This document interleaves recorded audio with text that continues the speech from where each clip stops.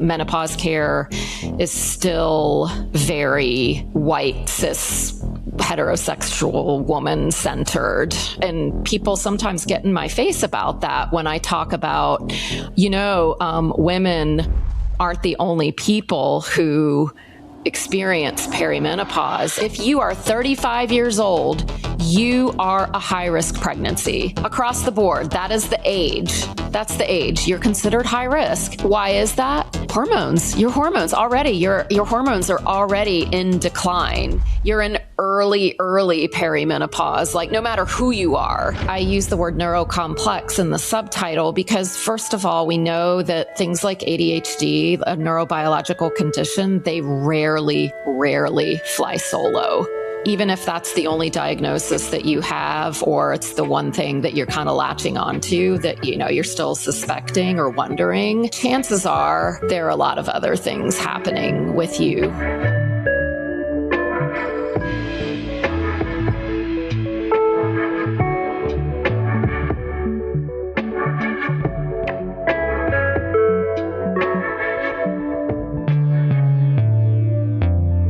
All right, welcome back, everybody. It's another episode of Late Not Less. I'm your host, Devin Pitts-Rogers, and I'm joined by Sarah Glasco. How are you doing today, Sarah? I'm doing all right. It's all relative these days. It is. I feel like when people ask me, I usually have to lead with a caveat of all things considered. Yes. Because there are these pretty frequent reminders that things could be worse. And we also find ourselves having to show up as community for people who are having it worse. Yeah. Are we allowed to swear on this show?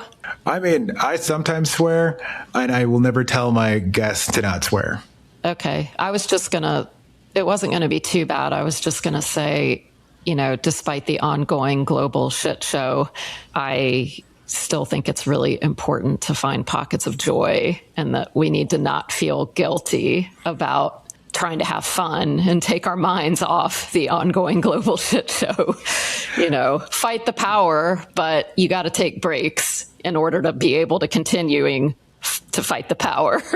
Yeah, absolutely. And I think that your saying is a lot more optimistic than mine. I would usually say that it's a shit show. We've got front row seats and no poncho. So I like yours because... Oh, wow. Yeah, no poncho. Yeah. That's hardcore, Devin. It's rough. That's not hardcore. Not a fan. At some point, you still have to get rid of the clothes. There's only so much that washing's going to do. Yeah. Just make sure you got some good stain remover. Just a lot of Tide pens and a lot of elbow grease, to be honest. We're off to a raging start here. Exactly. This is what the people come to hear. Okay, now, promise, actually going to read the bio. Sarah L. Glasco is a pansexual, menopausal, neurocomplex, paradigm-subverting Gen Xer with a PhD done with pretending any of that is incidental to her work. A former tenured professor, Sarah is also a classically trained cellist who looked at an orchestra pit and chose the mosh pit of a rock band instead. She has ADHD, OCD, hypermobility, and dyslexia, and built an entire body of work around the radical premise that neurodivergent people navigating hormonal chaos deserve honesty, research, and someone willing to be funny about it. Sarah is the author of the Overthinking Chronicles, which I should, as a side note, I definitely need to read that, and the Neurodivergent Hormonal Survival Toolkit, and now adding IAOTH, gender-affirming menopause consultant and educator, to her resume. She co-hosts ADHD Parapunks with Chrissy Ingram, a podcast that covers neurodivergence and menopause with dark humor and zero wellness theater. She founded Mod Couple Press, leads clinician outreach for the Neurodivergent event, and is a member of the soon-to-be-launching Neuropause Collective. She leads her own circus. The dark sarcasm is always free. That's right. Yeah, I felt like everything there was worth capturing. I didn't want to truncate or clip anything out. And I think that bio captures your tone pretty well. So thanks for sending that over. And thank you for joining me on this episode. I'm psyched to be here. Yeah, I love doing podcasts. You never know what you'll get with me, but Yeah, I feel like it's always like a perfect storm, right? It's a lot of timing, figuring out like which version of you is going to end up in front of the microphone. Rest assured, I think this one's super awesome. And I think that your work is, there's so much in this book. I tend to tell people that I learn things about women's bodies, often horrifying, like every other year or every year. It's just you're in community with people that share something and somebody goes, oh yeah, I know that happens. Like women who have had, vitamin deficiencies during pregnancy, so their teeth fall out, or the fact that there are things to monitor in the case of this book with your hormone levels and ADHD and perimenopause and menopause. And I don't know, it's always baffling to me because there's all these things that I feel like should be getting more attention around women's bodily autonomy. And for the obvious reasons, it's not. But it's almost like every time I hear these things, someone else goes, well, yeah, like I'm assigned female at birth, or I'm neurodivergent and assigned female at birth. Like these things have been on my radar for some time.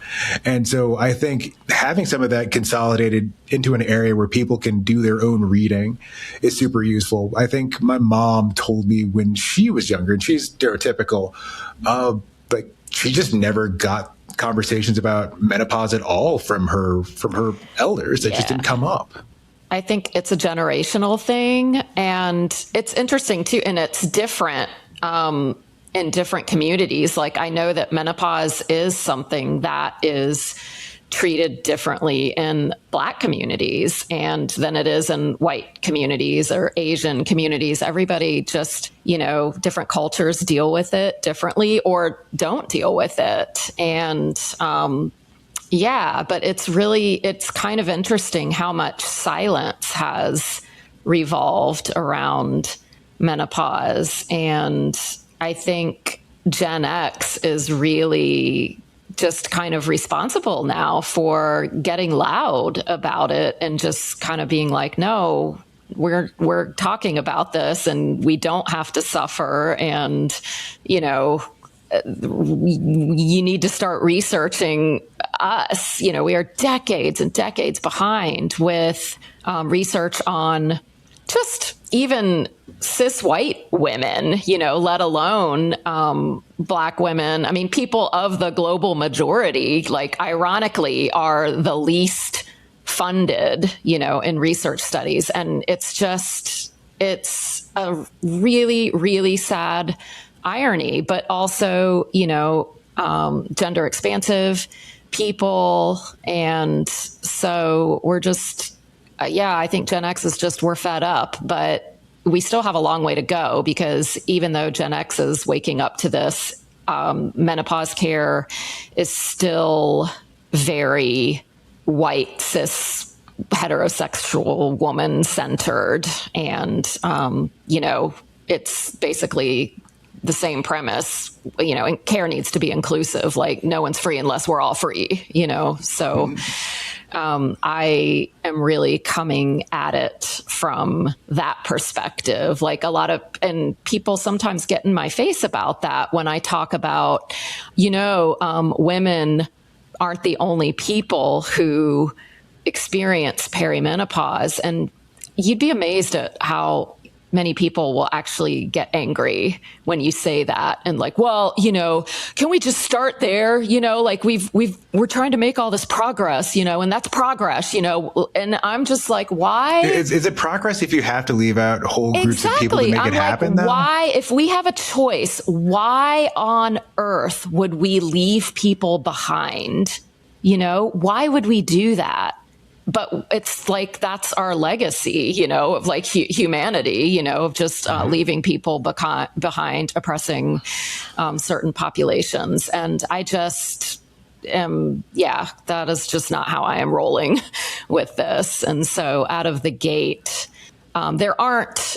a lot of people have said to me like, oh, is this like the first book on this, intersection of neurodivergence and peri/menopause? And I think it's possible that when I conceived it in my mind, it might have been, but there are actually a few books out now on the intersection, but more specifically the intersection of ADHD and perimenopause. And that's why I use the word neurocomplex in the subtitle, because first of all, we know that things like ADHD, a neurobiological condition, they rarely fly solo, and even if that's the only diagnosis that you have, or it's the one thing that you're kind of latching onto that, you're still suspecting or wondering, chances are there are a lot of other things happening with you as well. And my big thing right now, my new hyper focus right now is hypermobility, because that's something that I have recently. I don't have a formal diagnosis, but I 100% know that I have hypermobility, and that if I went to seek a diagnosis for it, I would absolutely get it like in 5 minutes. But but what I'm learning is how interconnected that is with ADHD and autism, and just all of, that it's not just a physical thing, that it's neurological as well. And it affects your brain and can cause anxiety, and, it's your connective tissue and your joints. And that sounds very physical, but it's also very, very connected to your mental well-being too.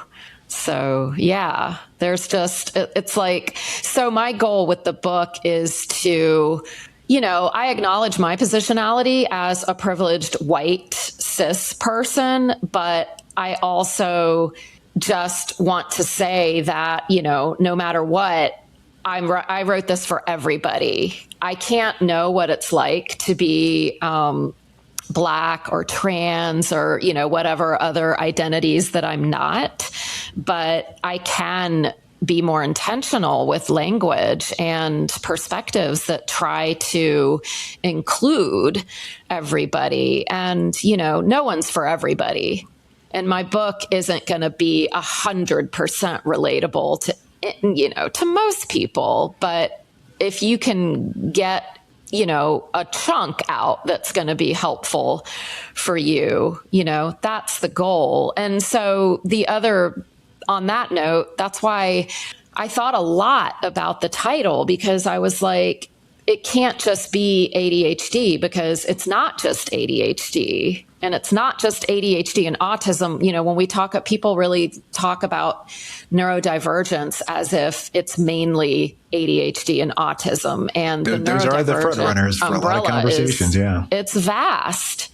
It's vast, and so, yeah, even though I do position the book as well by saying, that's why there is, the subtitle has neurocomplex in it. And I want to acknowledge the vastness of our experiences. I will lean on like the whole ADHD autistic experience a lot, because those are the big ones that most people automatically identify with. But I just want to make it known that, there's a lot going on with everybody. And I mention OCD and hypermobility and dyslexia because those are things that I have experience with. And so that was another important thing to me, was the formatting of the book, for it to be a little bit more reader friendly than most books are, and the research behind that. And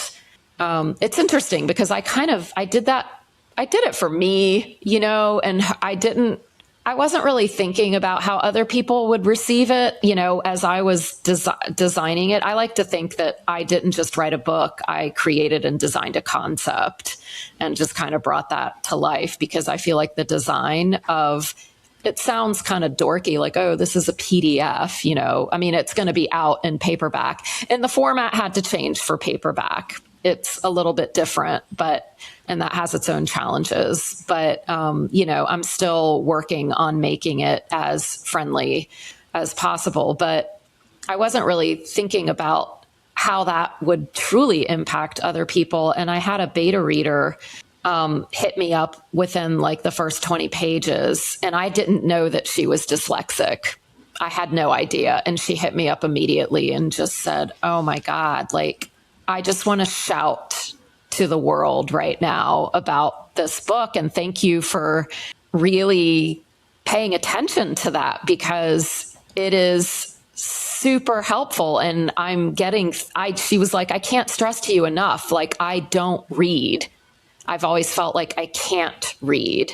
And I'm reading this book and it's amazing. And so that just was really validating because, yeah, you just never know. You can go into things with all your good intentions, but as you know, it's like impact over intention. I have a PhD, so I've defied odds with reading and, dyslexia, and I've defied a lot of odds. So, I didn't know how that might impact anybody who was dyslexic or who struggled with reading comprehension. But I've gotten a lot of really heartwarming feedback about that aspect of it. So that's become sort of one of my favorite things. It's probably going to come back to haunt me with print because printing in color is very expensive. Oh, and I'm trying to keep the photos and stuff, the graphics and stuff that I have in the PDF. I'm trying to keep those in the print book as well, but in color. But we'll see. We'll see what happens with that. To be determined still, but yeah, I don't have very long to make that decision at this point. Yeah, it's a little earlier in the month, and I think the book drops at the end of the month, right? Yep, June 30th is when it will be available in paperback. So we'll that'll be the big mystery. Will the images be black and white or will they be in color? I don't know yet. We'll see how much that ends up costing, but I'm excited about the possibility of being able to keep the color images. That would be really awesome. Because it's a very colorful book. It is. I've largely been reading it on a Kindle Paperwhite, so I kind of have to imagine the colors. It's like, oh, that's grayscale, black and white. I have to imagine that would look really cool if I looked at this on a device with color. Yeah. You can just look at it. You can just look at it on your computer. Just look at it on the computer. I think I will for a little bit. I have some trips I need to take, and it might be more convenient for me to bring the old Kindle, but I brain is spinning. There's just a lot of stuff that you mentioned that I think is useful. Like even just, calling out comorbidities, because these things, again, also don't happen in a vacuum. Or the fact that I, at one point at my current employer, was on an ERG for neurodivergence. And there's so much of the stuff that has to be done with intent, because if you don't, you kind of forget about these steps and these measures that you've learned. So for example, the font styles that you've applied for your book. Yeah. Like that's a big deal. Or like there's things you can do for folks that have like dyscalculia, where you write words out differently versus how, numerics. Like there's all these different ways to be considerate of different groups of people, and without intention, it falls by the wayside. Yeah. And I'm not like an expert at any of that, but, but it is something that I've thought about as I have started creating content more. I have a love-hate relationship with social media. I mean, I've been on social media since, the MySpace and all that kind of stuff. And, Facebook since the dawn of Facebook, and Instagram before Meta owned it. But the account that I mainly work out of on Instagram right now is, the Sarcastic Self-Care is an account that I created 3 years ago. And just sort of doing this as a business and a service and if I'm going to be in the field of neurodivergence education, I really have to think about things like that. But what I started realizing was when I read other people's posts that I had a hard time reading captions on other people's posts. And then when I started creating my own content or doing reels, I realized like, oh, wow, yeah, those letters are way too close together, or that font just does not work. And so I did start following a lot of dyslexia accounts and started reading a little bit more about it. I had some dyslexic students. It's funny that I didn't know I was dyslexic, but it all makes sense now. I have a lot of memories now in my own teaching where, lots of times like me writing stuff on the board and my handwriting's terrible. And then I have to like erase it immediately because I wrote it the wrong way. But like, I just thought, oh, I'm just a spaz, whatever. I just never even considered that I was dyslexic. And I think that flew under the radar too as an adult because of autocorrect. I turned off my autocorrect when I started suspecting, and it was a revelation. I was like, wow, I just always thought, oh, that's just a typo. I would just call it a typo. And at some point you have to acknowledge that's not a standard typographical error because those letters are nowhere near each other on the keyboard. Like if you accidentally type one over, like then you could kind of look at it and go, oh, I put Y instead of T, and the T and the Y happen to be next to each other on the keyboard. Then you could go, yeah, maybe that's a typo. But when you're reversing letters that aren't near each other on the keyboard, you kind of have to confess there to yourself that, yeah, that's that's not really normal. And I'm learning more and more about dyslexia too, that, it's not the stereotype about dyslexia is that it's just like, oh, you just reverse your letters. You just have trouble spelling. It's so much more than that. Everything is so much more complex than, the cliches and the stereotypes that society has developed and kind of puts out there on all that stuff, So, but yeah, that's been a great learning curve for me, just trying to make the book more accessible. That's biting me in the ass, though, honestly, with all the images with the print book, because if I'm going to talk the talk, I've got to walk the walk. And so this book, because I'm doing it all myself, I'm formatting the book. And as I'm formatting with every single image, I have to add a description for accessibility. That's right. I don't have to, but like, I can't, who am I to talk about, oh, I'm making this more accessible if I'm not going to go the extra mile. Like you have to, and so, yeah, I'm absolutely going to, have descriptions for every single image in the book for accessibility, but there are so many images. I'm trying to have fun with it. I try to make the descriptions a lot more fun. Like I'll just say like, a badass babe wearing sunglasses and a yellow shirt looks like she's really angry, but she's secretly happy. Just things like, cause that's, you gotta have fun with it. Yeah. So anyway, going off on, I don't know if those are tangents. They're tangential, but they're related. It's all interrelated.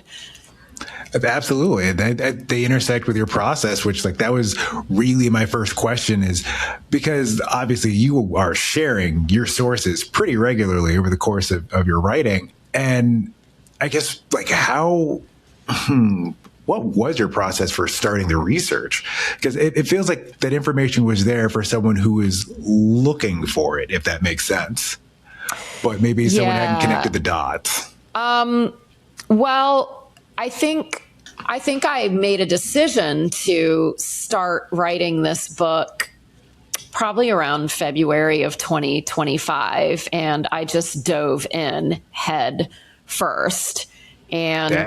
I don't really have, a set process. But the one thing that I did do was I was smart about it. I did market research first because I had this idea, but I felt like it was so niche that maybe it was too niche, But when I started doing research and asking, like, is there a market for, a book on menopause, perimenopause, menopause, and ADHD, I discovered that there was a really massive market for it and that it was really an untapped market. And so from there, I just, I had to think really carefully about what I was going to do and what I wanted to offer, because I'm not a therapist. I'm not a medical provider.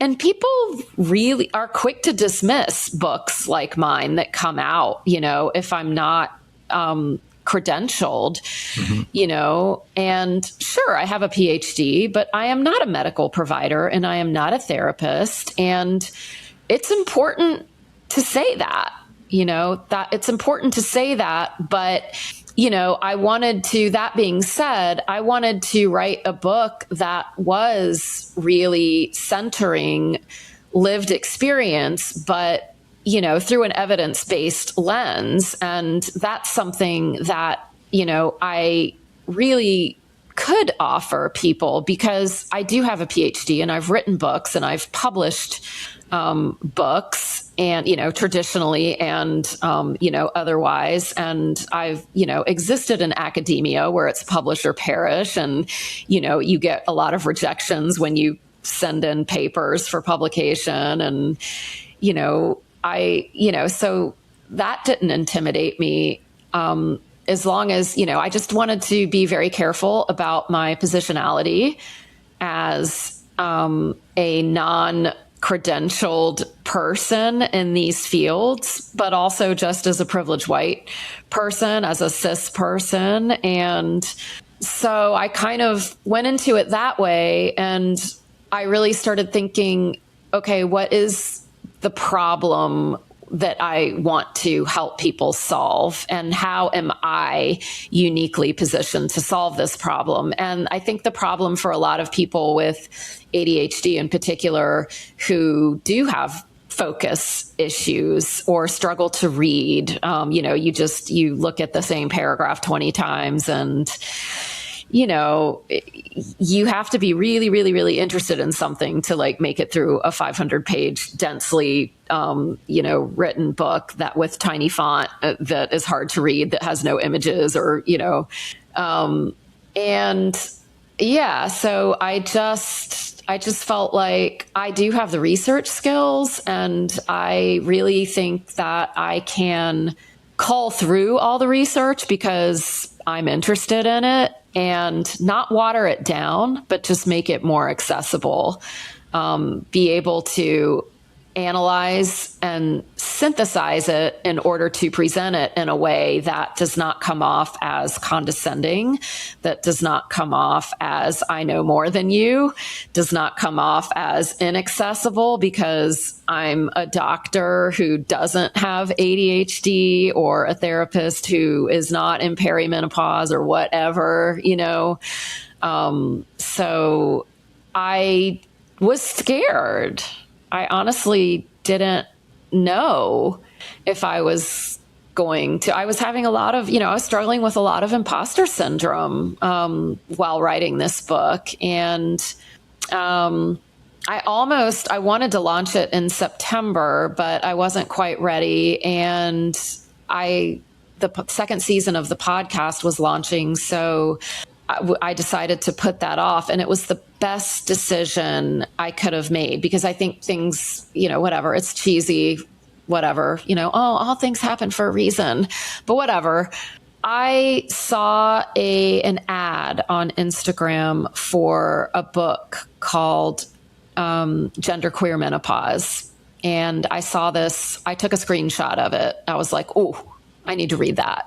I need that book because there's not a lot of research out there at all. I mean, it's bad enough for just cis women, with ADHD and menopause or hormone studies. It's bad enough. Just the research is so limited. And then when you go into that research, you have to acknowledge that even that research is based on the research. The participants are mainly white cis women. And so, already it's very, very limited. So there's very, very limited research as well on trans experiences, people, non-binary experiences, Black women who we know experience menopause earlier as well in general, and also are systematically have their pain dismissed and pain minimized. and have less access. You know, it's so complex, like the systemic failure. And so I was addressing that, you know, I wanted to make sure that I was addressing racial disparities. But when I saw that book on genderqueer menopause, I was like, what the hell is this? Like, I need to know more. And so it came out, I believe, on January 13th, and I got it immediately and I devoured it. And then started following the author, Lazara Firefox Allen, and I noticed that they had a gender affirming menopause care certification course, and I was just drawn to that. It said it was for practitioners, you know, therapists, medical providers, and so I hit Lazara up and I said, listen, this sounds super cool, and I really want to learn more about this. And I don't know why. I was like, I just feel like maybe I was meant to meet you. I said that, you know. And so I gave them, you know, a little bit of my context, and, you know, I think immediately they were like, I think you should sign up. You sound like a good fit. And so I did, and it was a financial investment. You know, I had to pay for a course, but it was the absolute best thing that could have happened, because it changed everything. That was the turning point where I feel like my book really became what it is now. I gained so much more perspective and education. It was mind blowing to me. I entered into that course in a pretty good place because I taught women's gender and sexuality studies courses and was the director of the Women's Gender and Sexuality Studies interdisciplinary minor at my university for a few years. And so I, you know, from that perspective, you know, the whole gender studies and, I had that going for me for sure, which some of the people in the course with me did not. Also, as someone who identifies as queer, I had that going for me, though that's not something that I've ever really publicly spoken on. And so I think taking that course too it made me feel a lot more connected to that part of my identity. But I really learned so much about the ways that we can be more inclusive with language in general. I just also have a couple other points just from what I've read so far. One, I have double question marks afterwards, which is perimenopause can start at 35. And I just say that as someone who I turned 37 a little over 2 weeks ago. So a lot of people that I'm in community with are also starting to move away from that number. And that's one of the reasons why I thought this book would be so useful to so many people that I know. Because there's folks that are like maybe a couple years younger than me. I know quite a few folks who are 2 to 3 to 4 to 8 years older than me. We're all in different journeys. And I think something else that really got my attention was just the positive affirmation that you include in the book. Like, I'm not broken. Even without perimenopause or menopause, maybe, I can't say that for sure. I've known people that have struggled with feeling like they are less than as they are beginning to struggle more as they get older, whether it's, friends or loved ones, partners who have realized that their coping mechanisms might not be working the ways that they used to. So now they need to get a formal diagnosis so they can actually get the support that they need for their workday, and struggling to reconcile that with feeling like they are somehow less than compared to what they feel like they should have been capable of when they back up based off when they were younger. Yeah, there's a lot of grief, I think, involved with a late in life diagnosis. And I really encourage people to not go around it. You got to move through it. You got to move through it. Try not to linger there, but grief is also, grief isn't just about, death of a loved one. Grief is about loss. And it's about perceived loss, with ADHD or whatever late diagnosis you get, and you inevitably, your life flashes before your eyes. I got my diagnosis at 51 and was like, what the actual fuck? Like, how could this happen? How could I not know these things? How could my doctor not know? How could my therapist not know? And that's really tricky.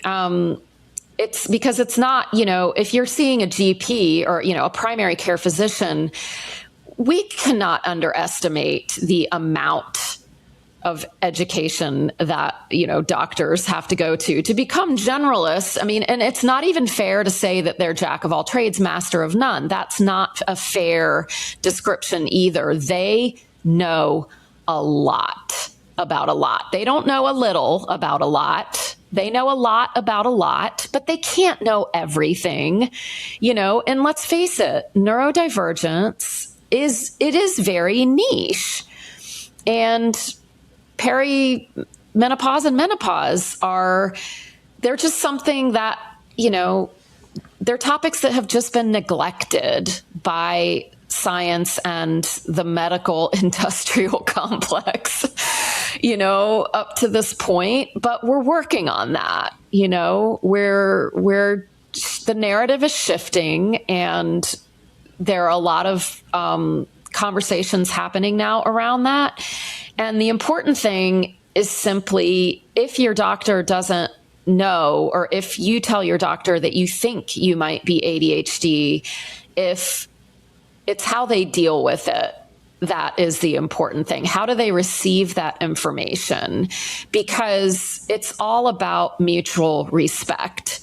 Your doctor Absolutely. is not a better human than you because they have a medical degree and because they know more about these things than you. In theory, they have some, yes, they have an education, but you are the expert on your body and your brain. No one can tell you how you're feeling or what you're feeling or how you're experiencing pain or chaos in your mind. You're the only person that knows that. And so it's really important to learn how to communicate that and learn how to advocate for yourself. And that is a big part of what I realized. And, when you're asking about my process and writing the book, I realized that that's really, really hard for a lot of people. I am used to getting up and, talking in front of, teaching classes and presenting at conferences. And, I do research. I've done research my whole life. So I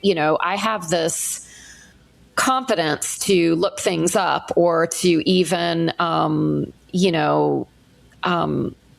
I have the ability to receive critical feedback well, but I also have the ability to give constructive critical feedback. And I have the ability, I've always just been punk at heart. Punk is not just about music. It is an ethos that is, question everything, question authority, question everything, and there's nothing wrong with that, and it is important to question everything. But I think that we get in the problem with doctors and medical degrees and, therapists with degrees often is that there is hierarchies and power structures develop that shouldn't be there.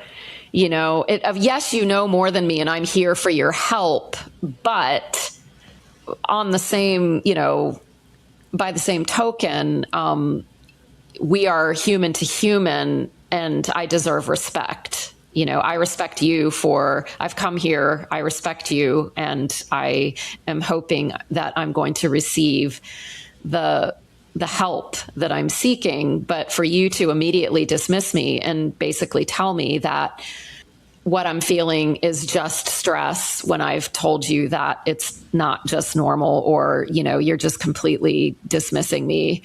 It's not okay to do that. And I realized too that was part of what I wanted. That's part of what I could offer, is by not being a medical provider, by being someone who has this lived experience and has had these conversations with doctors and therapists. And I have experienced dismissal I will say dismissal in quotes from both my doctor and my therapist, but not in a way that was disrespectful, in a way that was, you know, I have a PhD. I flew under the radar. I think, honestly, my ADHD was kept at bay. My anxiety, everything was kept at bay through like high masking, skilled masking, but also because I got addicted to running. And running is really good for your mental health. But so I feel like I was literally running for my life. People talk about running, you know, for your physical health. For me, running, I was addicted to, I needed the endorphins, you know, the dopamine that was fired from running. So I think that is a big reason why, I managed my mental health as well as I did too. But to speak to your point about the age, as young as 35, I mean, I just put 2 and 2 together as well. No one told me this. I didn't read this in research, but this is a personal question, Devin. Do you have children? None that I'm aware of. Okay, none that you're aware of. Nice. Well, if you had children, you might know from experiencing pregnancy with a wife or a partner that if you are pregnant and are giving birth and you are 35 years old, which for all intents and purposes, that sounds young, right? Are we talking about geriatric pregnancies? That is considered high risk. If you are 35 years old, you are a high risk pregnancy. Across the board, that is the age. That's the age. You're considered high risk. Why is that? Hormones. Your hormones already, your hormones are already in decline. You're in early perimenopause. Like no matter who you are, it's because hormonal shifts, like on average, you know, kind of start occurring around that age. And, you know, that's not so, to me, it's just kind of like, duh. Well, of course, you know, like, why wouldn't like perimenopause hit some people harder and earlier? You know, and so much of it too in our culture is, you know, you could boil it down to, synthetic hormones in food, processed food. I mean, we don't know. We don't know what the hell is out there, what we're eating half the time, you know. So our food culture has changed a lot too, and there's still not enough research on all kinds of things. But yeah, you know, we do know now that symptoms can really start hitting neurodivergent people with ovaries a lot earlier, in particular because of the link to dopamine and estrogen. And I think that's what we've discovered through the latest research studies, as if you're ADHD or autistic or any kind of neurodivergent, neurocomplex, we know that neurodivergent brains process dopamine differently. We know that ADHD brains use dopamine.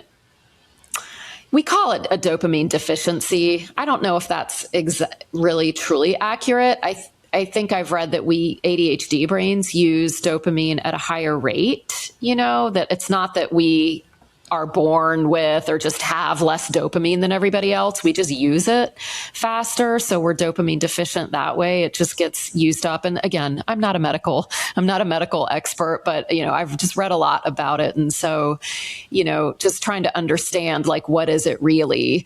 But it's really important to say that autistic brains, uniquely autistic brains, you can't say the same thing about how an autistic brain processes dopamine. And then if you're autistic and ADHD, that's a third thing. You know, it's not ADHD, it's not autism, it's both. And that's different. And so there's so much complexity involved with the science of it. But we do know that no matter what your neurodivergence might be, your brain processes dopamine differently. And what the connection that was made is that when your estrogen starts to plummet, it takes dopamine with it. And that is the big eureka that researchers have discovered in the past 10 to 20 years, when wondering why all of these ADHD women are losing their shit, in their late 30s. And we're just being told that, historically that we were hysterical or, we were put on antidepressants and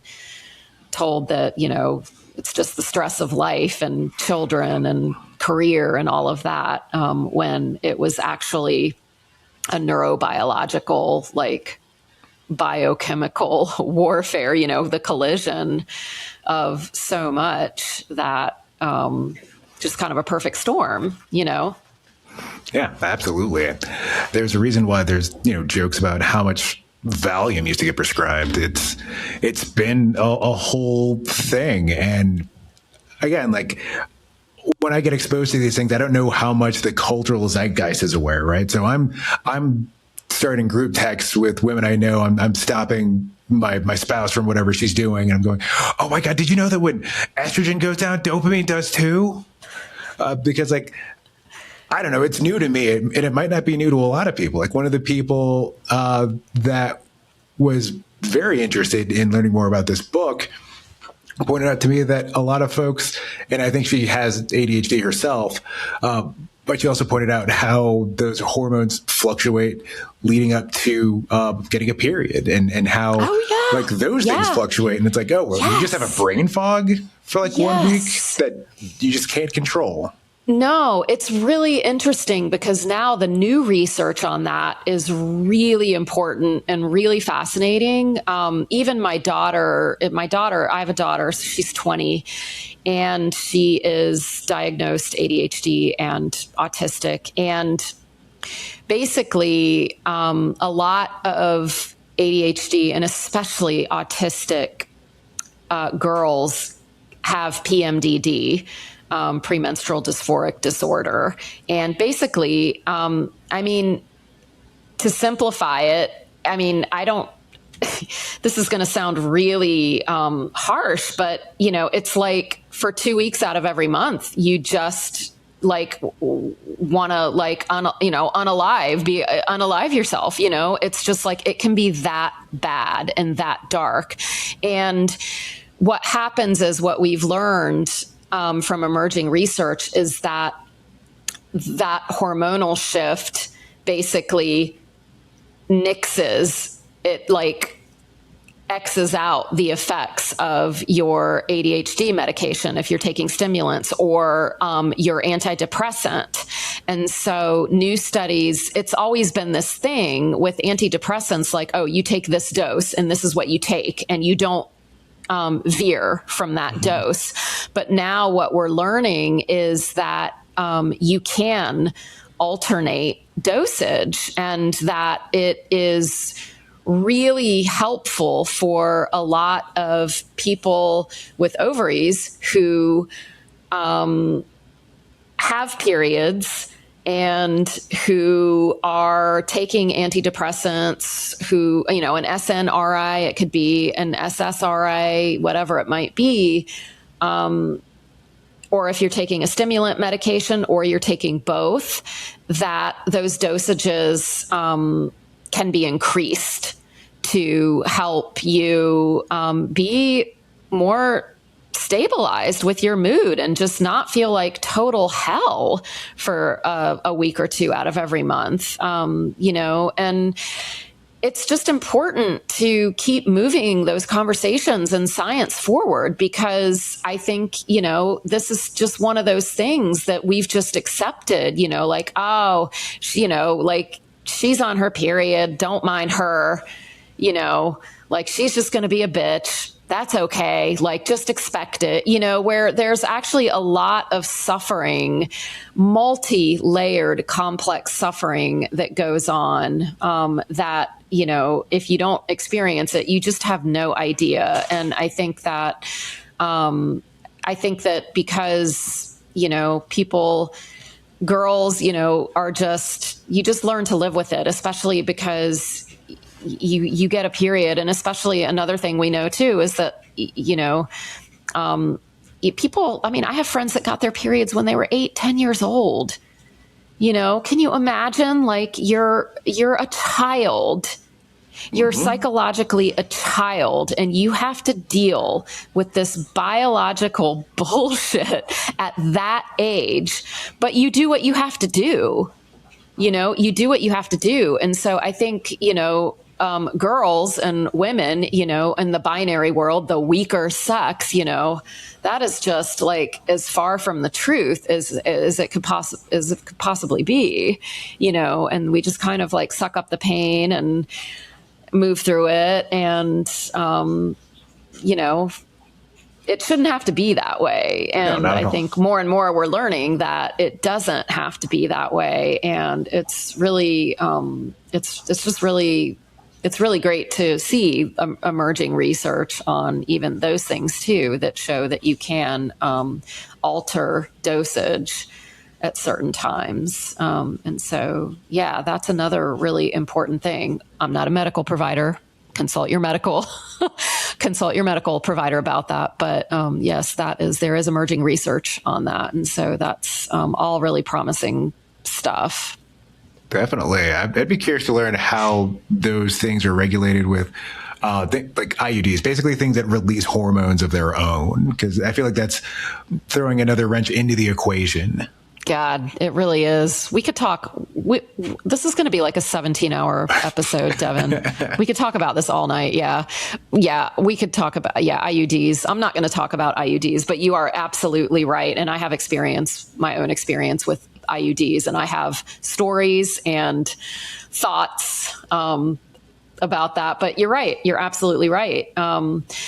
And there's been a lot of pushback and with menopause hormone therapy, which is sort of the standard jargon now that for hormone replacement therapy, we're calling it MHT, is the more up-to-date terminology. But there's a lot of pushback there's a lot of pushback with that because of a report that came out from the World Health Initiative in 2002.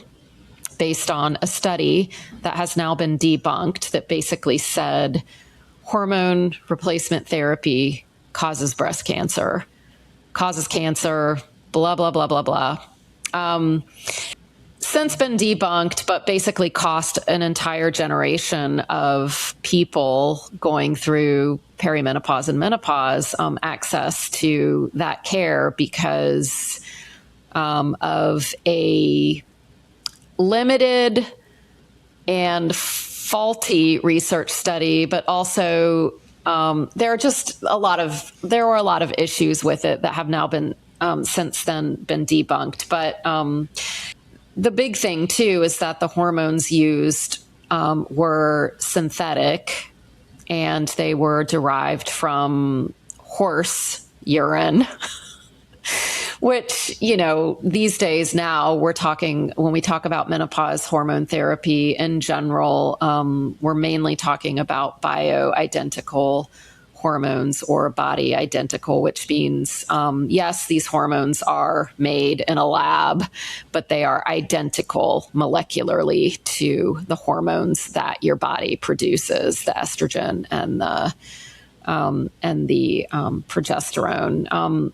Testosterone therapy has not been FDA approved for menopause hormone therapy for people with ovaries, but you can get it. You just have to go through online compounding pharmacies. It's everybody has their own journey pursuing that, but it has not been FDA approved. And there's not a lot of research on that either. Again, not a medical professional. There's a lot of anecdotal research coming out, and people will say, anecdotal research isn't enough. Well, it's true.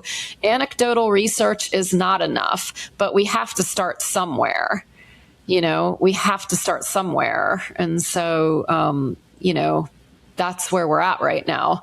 The reason why the research is anecdotal is because Gen X is now hitting menopause, and so I guarantee you, like when, the elder millennials start hitting menopause, there probably will be more concrete studies that are, have all the variables and controlled conditions and placebo and, that aren't just anecdotal studies, that have a lot more serious research methodologies put into place. But for now, not a lot out there with testosterone.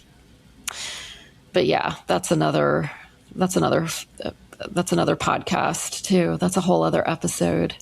I can see that, because now I'm thinking about who would have led the charge on that research from 2002, because we also know that sometimes research is done to determine a very specific conclusion.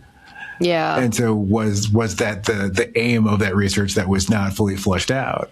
Yeah. I don't know all the details of it. I did read that report 3 years ago when I first started getting into all this, and then read responses from the British Menopause Society and NAMS. Well, it's actually called the name's changed for the Menopause Society in the United States. I think it's just called the Menopause Society now. But I've a lot of the big menopause organizations too internationally put out statements about that study and retracting their support of it, et cetera, since then in 2023, 2024.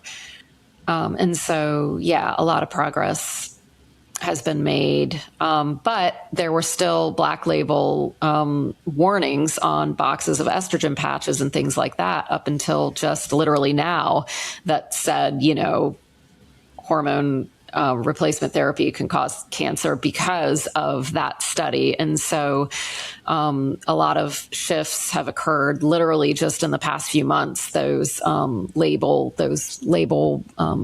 warnings have been taken off. The menopause hormone therapy that's coming out now. But it's interesting, too, to think that how much pushback there's been about getting menopausal women and even perimenopausal women hormones when we're just feeding 16-year-olds synthetic hormones via birth control pills. And you mentioned the IUD, which is, these are synthetic hormones that are altering the chemical reactions in our bodies, and not for the better for many people. And that's why understanding neurodivergence and how hormones and neurotransmitters interact with each other is really, really important. I had a terrible, terrible experience with my IUD, and I'm pretty certain now that it's probably related to my undiagnosed ADHD and whatever else I might have. I don't know if you heard my dog bark there, but that was a little cameo by my dog. No, yeah, I heard that.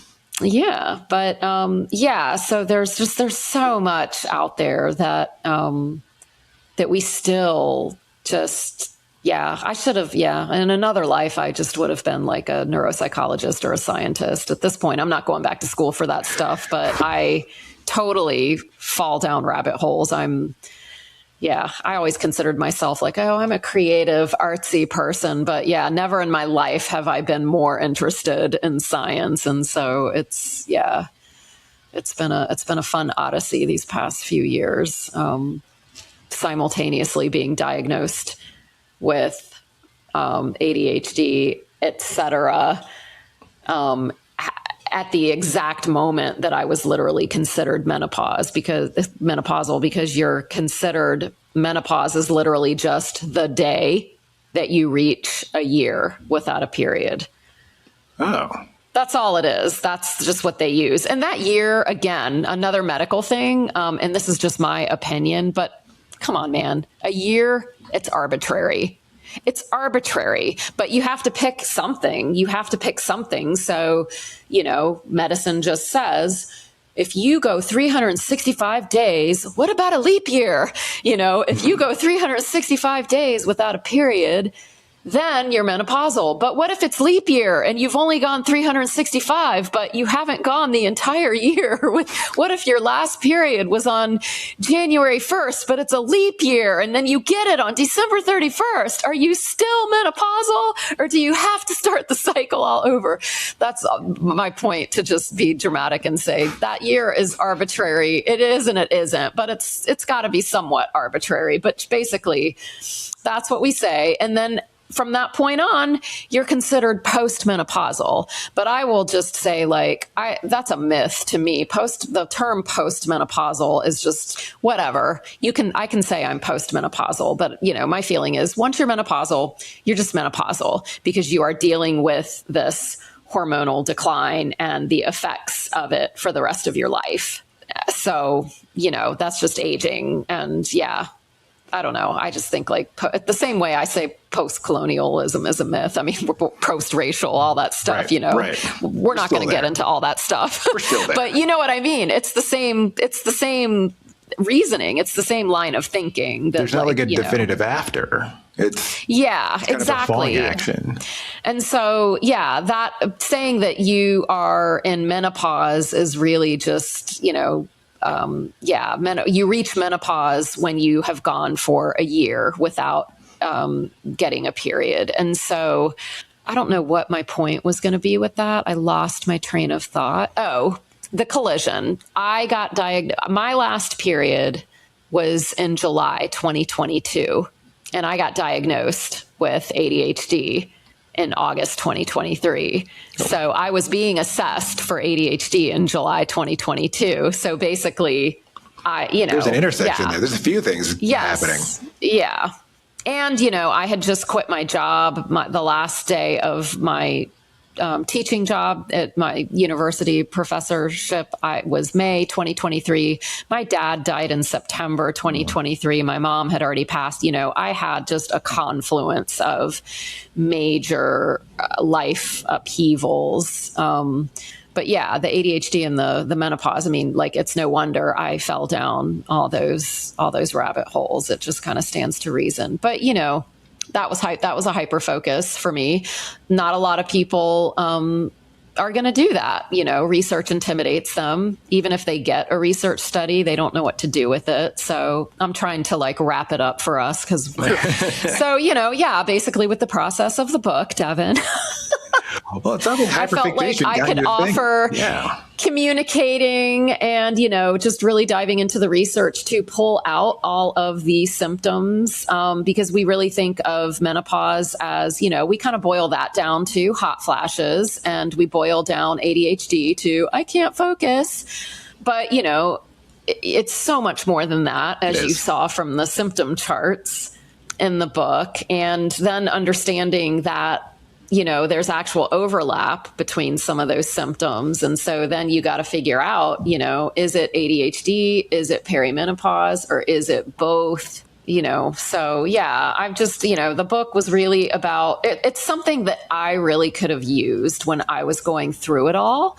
And I was really ambushed by it all. And so I wanted to create something that would be not just something that, a doctor puts out that explains the science of it all, but that is an actual resource that's actually going to not just even be a roadmap, but give you a path forward, give you agency to take more initiative in your life and make yourself heard and be able to advocate for yourself and, find your people. Yeah. I think that's awesome. The advocacy thing was actually a question that I was going to ask 30 minutes ago, but you had already answered it at that point. Because I've gotten into conversations with friends where they've mentioned even trying to get a positive ADHD diagnosis was difficult because they would get rebuked by their general practitioner, and maybe they have 𝘕𝐼ser, for example, so they don't have the option to as easily find another individual to have that conversation with. And those challenges can be difficult. And I think, to your point, just giving folks tools to self-advocate is kind of a big deal because, again, you don't know what you don't know. But at the same time, there's going to be symptoms that your GP might not piece together without that feedback and some additional thought. Yeah. Yeah. I think more than anything, I just wanted to write something that was compassionate, and more importantly than compassionate, words from other people, learning to give that compassion that, we've given to other people our whole lives to yourself. Because I think a lot of late diagnosed people just spend their lives, you're falling apart, and I don't know, that internal dialogue is just like, I honestly thought I was just an unfixable hot mess.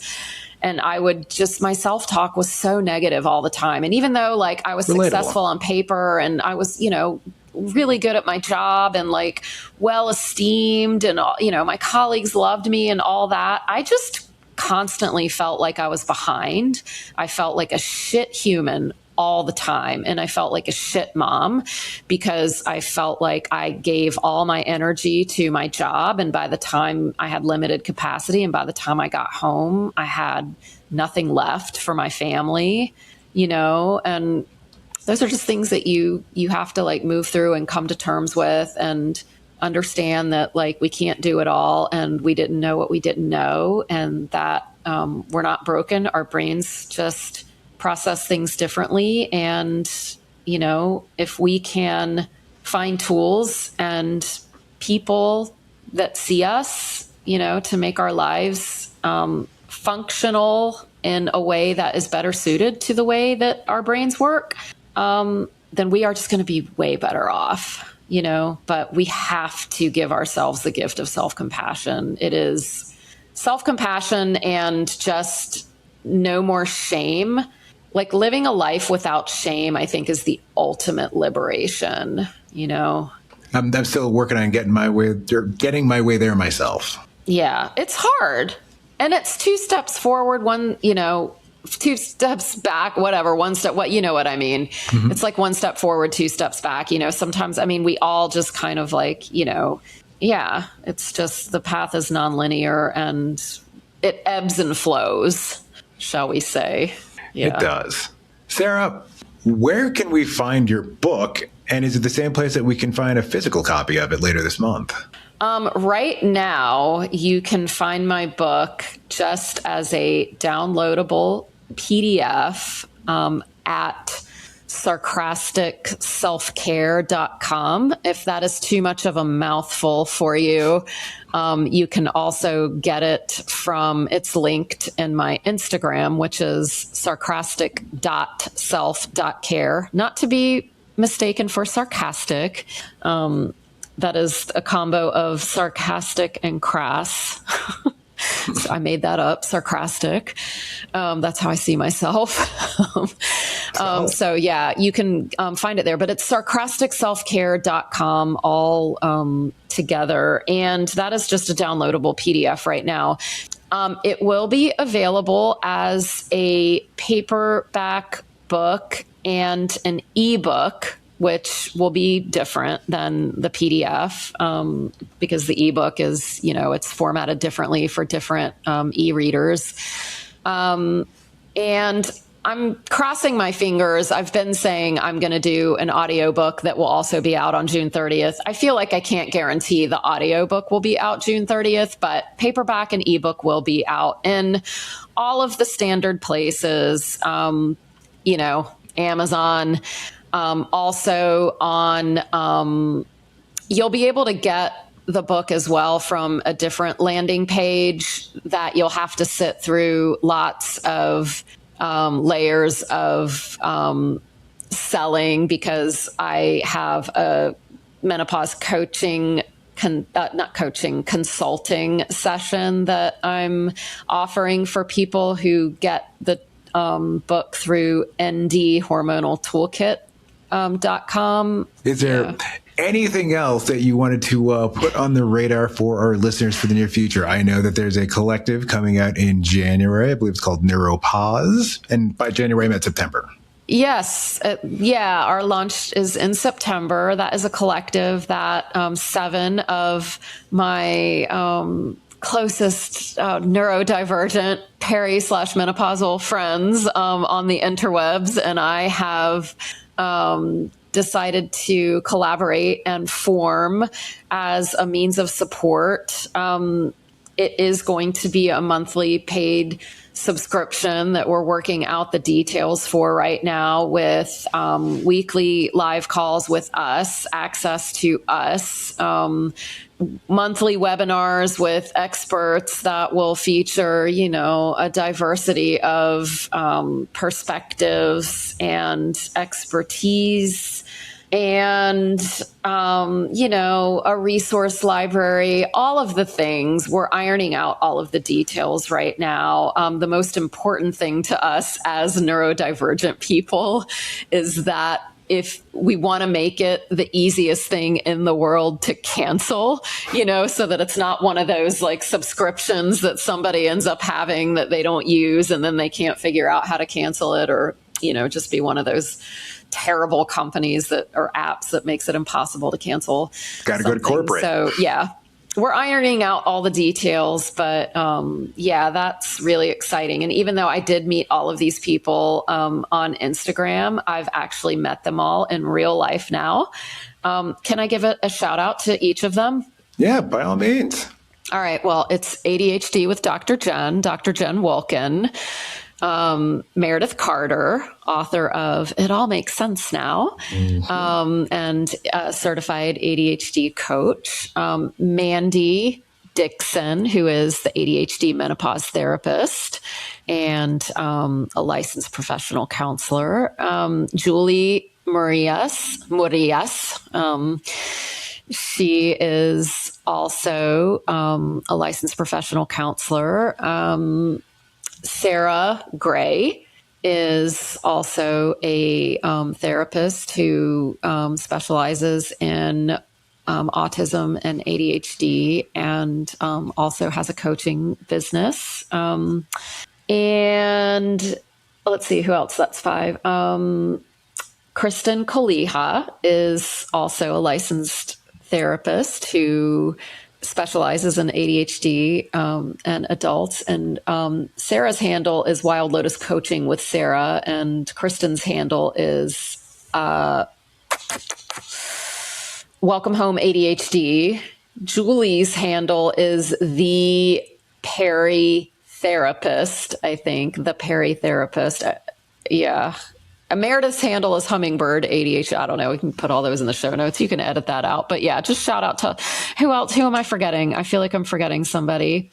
And Chrissy Ingram, who is Red Punk Social, and she is my podcast co-host in Australia. So I think that's everyone. I'm going to feel really terrible if I forgot somebody. Was that 7 people? I don't know. I'm not going to lie. I was not keeping count. Yeah. Let's see. I said Kristen, Chrissy, Jen, Julie, Mandy, Meredith, Sarah. Yep, that's everybody.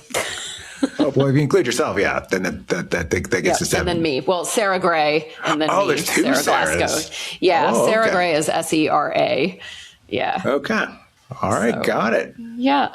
Well, you did it, Sarah. Thank you so much for coming on Late Not Less. I think this is an important issue that a lot of people need to learn about, and I just happen to know people that are becoming the primary demographic. That's awesome, because we have to keep talking about it. And yeah, that's my whole point in writing the book, was I just didn't want anybody to get ambushed like I was by both. It was a double whammy, and it was not fun. But here I am, still alive today. And that's exactly the point. The goal is to help as many people have that revelation too. Yep. This has been another episode of Late Not Less. Thank you for listening, everybody. And we'll talk at you next time.